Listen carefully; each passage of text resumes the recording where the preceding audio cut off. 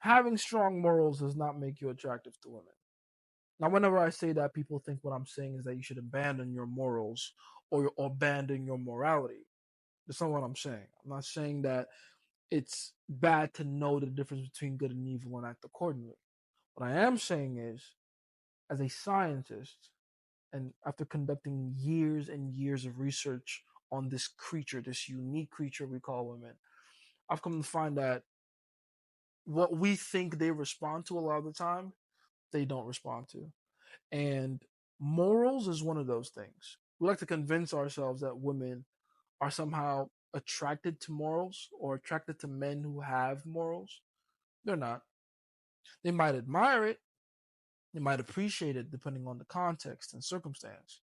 But true, raw attraction, arousal, as in having a heartbeat down there, no, not even a little bit, not even close. The only thing that women truly respond to like that in that primal fashion is power. That's it. Power. That is what women actually respond to. It is their very biological nature. By biological design, their evolutionary incentive requires them to seek out power in men, to seek out powerful men to align themselves with, right? That is what they want. That is exactly what they respond to. And, over the years, ever since the evolution of our species, all the way from caveman days, power has taken many different forms, right?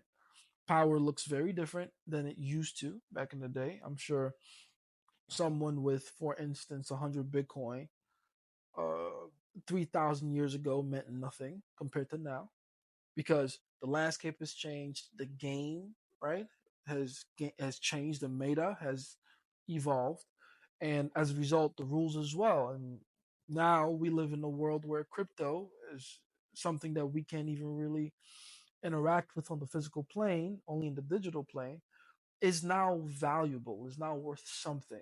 And so that in itself now gives us the ability to say, okay, cool, we have power in that way. That is powerful. That means you have power if you have a certain number of very powerful, very valuable Bitcoin or any other cryptocurrency out there.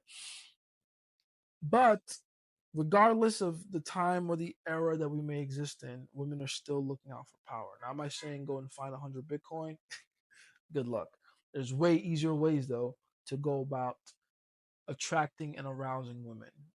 And power looks very differently depending on how you choose to see it, the context or the lens you're choosing to look at it from.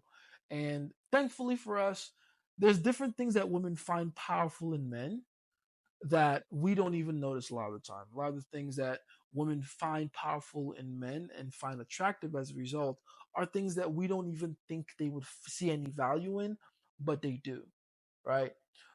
It would be easy for me to tell you how a woman likes a guy that is fit. That's easy enough to understand, right? He's fit, he's attractive, he's got muscles and a six pack and all these other things. And that's well and good, but what most people don't seem to understand is the reason she likes that in a guy, the reason she likes a guy that looks that way is because of what it represents, the power behind it, the fact that he has garnered respect in the eyes of other men, the fact that it took a lot of energy and effort to be able to acquire those muscles, right? Which is not easy to do. That takes a lot of willpower, that takes a lot of grit and determination, it takes a lot of hard work. And that's whether you're on roids or not, by the way, not to dismiss those who are doing gear. Like if you're on gear, I don't recommend it honestly for anyone. I personally can't use gear because of my own personal beliefs around it. I don't see the value in stealing energy from my future and using it now. That's how I see gear, me personally, if you were wondering. But nah, if you want to use gear, use gear. I'm still very aware how much hard work goes into creating results, even when you're on, anabolic steroids. Do you? Don't care. With that said, though, that is what women are seeing. That is how they perceive the world. They're not perceiving the world from a moral standpoint first. They don't care, right? If you look out through history, a lot of very morally reprehensible men have also coincidentally been men that never had a problem with garnering female attention or being able to, in some cases, impregnate a lot of women at the same time, right? Because women don't care about morals. I don't want to say his name on this platform because I don't know how they're going to take it, but there's this particular Austrian painter with a very unique mustache. Yeah, didn't he like off himself in a bunker with his bitch? Yeah, the bitch. Can you believe that? Exactly. And that's kind of the point. Because that is what women respond to, not morality, not what is right or wrong, but power, what works.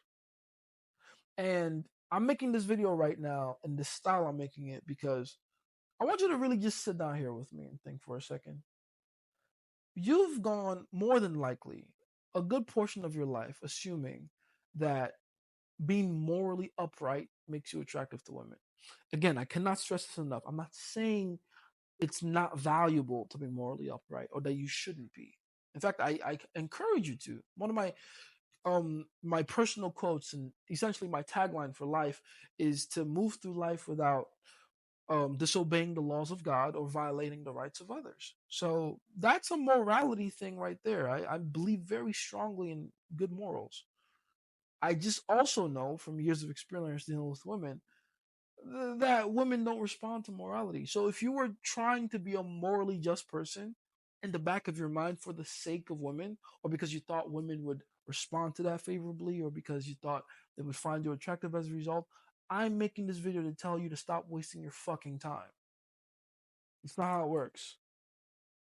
They don't care. And they shouldn't.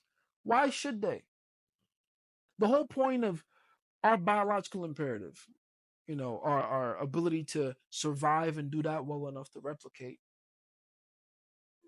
should have nothing to do with morality, I would argue, because morality doesn't make that process any more effective or efficient.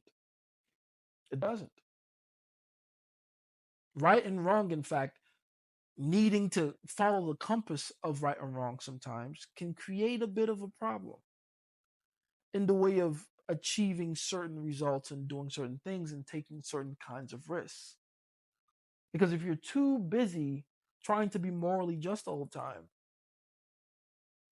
then you're hindering yourself. By definition, you're putting yourself in a psychological prison where you're telling yourself there's certain things you cannot do because of what you believe the morality behind it is. And all that does is put a clamp on your style, man. So, back to the main point. And I hope I've been able to hammer this down into your head as much as possible. But morality will not save you when it comes to women. Lord knows they don't operate on a moral principle anyway. I don't know if you're paying attention to how women operate, but they're not really going morality first. They're going emotion first. And then they figure out how to adjust their morality to whatever emotion they felt and justify. That's how they work. They feel first, then they justify it later with morality, or they bend morality to help them sleep better at night. Because that's one of the things I do find interesting about women is that even though they will go out of their way to do some heinous shit sometimes, right? They still have to find a way to ease their inner conscience because they do have one.